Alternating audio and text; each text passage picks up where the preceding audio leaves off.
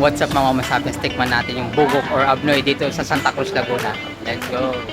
Tikman natin. Ito yung kilalang kainan din dito sa Santa Cruz, Laguna. Bugok or abnoy na masarap daw to eh. Apo ma'am.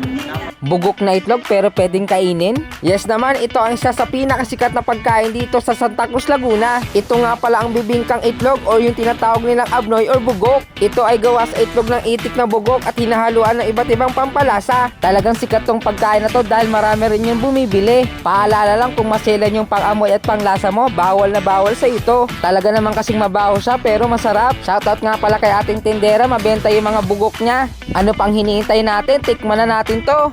Tikman na natin itong plastic na pang malaki ng taga Santa Cruz. Kain po. Masarap naman siya. Masarap siya. Medyo manghang nga lang yung sauce ko pero laban. Sarap kasi niya. Talaga maanghang. Masarap daw to kapag maanghang ang sauce talaga. Laban.